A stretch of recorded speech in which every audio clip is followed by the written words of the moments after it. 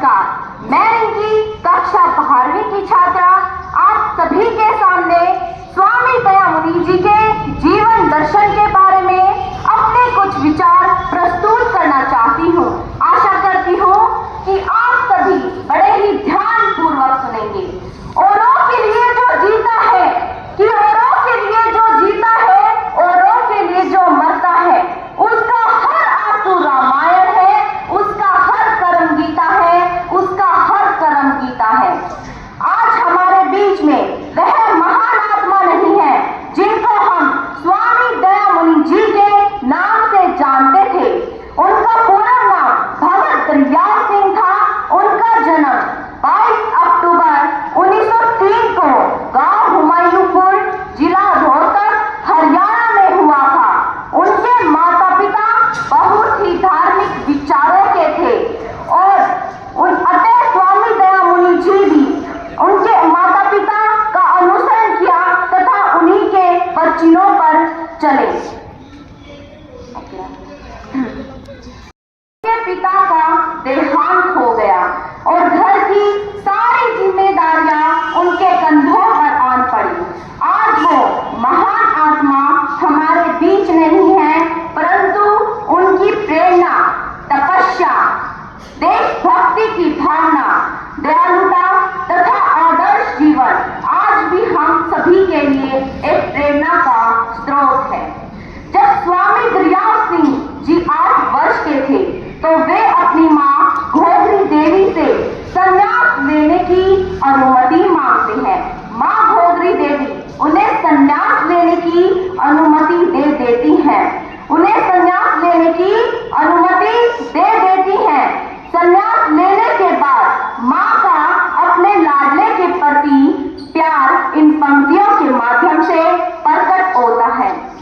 चांद ने रब से चांदनी मांगी, कि चांद ने रब से चांदनी मांगी, सूरज ने रब से रोशनी मांगी।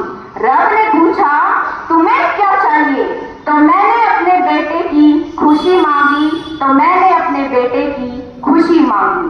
मुनि जी अपनी मां को आश्वासन देते हैं और कर्तव्य दिलाते हैं। सौगंध मुझे इस माटी की, कि सौगंध मुझे इस माटी की, ना फिर तेरा झुकने दूंगा, चली जाए चाहे जान मेरी, कि चली जाए चाहे जान मेरी, ना इज्जत मां घटने दूंगा, ना इज्जत मां घटने दूंगा।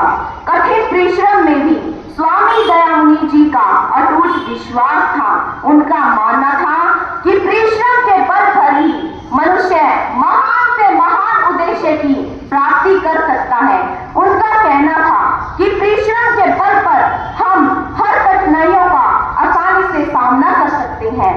जब तक ना हो सफल, कि जब तक ना हो सफल, नींद चैन को त्यागो तुम, संघर्ष का मैदान छोड़कर यूं ना भागो तुम। कुछ किए बिना ही जय जयकार नहीं होती, कोशिश करने वालों की हार नहीं होती, कोशिश करने वालों की हार नहीं होती। शिक्षा के क्षेत्र में स्वामी दयामुनि जी ने अपना योगदान दिया। स्त्री शिक्षा और लड़कियों की शिक्षा में उनका योगदान सराहनीय है। इसी बात को ध्यान में रखते हुए उनके द्वारा अनेक स्कूलों तथा गुरुकुलों की स्थापना की गई। गायों की सेवा में भी स्वामी दयामुनि जी का गहरा विश्वास था कि बीमार अवस्था में भी अंतिम समय तक आपने यज्ञ कार्य करना नहीं छोड़ा। आप प्रतिदिन व्यायाम करते थे, इसलिए आपने आयु के 90 वर्ष बड़े ही आनंद से व्यतीत किए। आज भी स्वामी दयामुनि जी की शिक्षाएं हमारे जीवन का मार्गदर्शन करती हैं।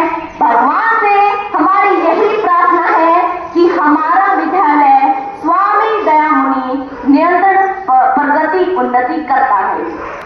अशिक्षित को शिक्षा दो, कि अशिक्षित को शिक्षा दो, अज्ञानी को ज्ञान। शिक्षा से ही बन सकता है स्वामी दयामुनि विद्यालय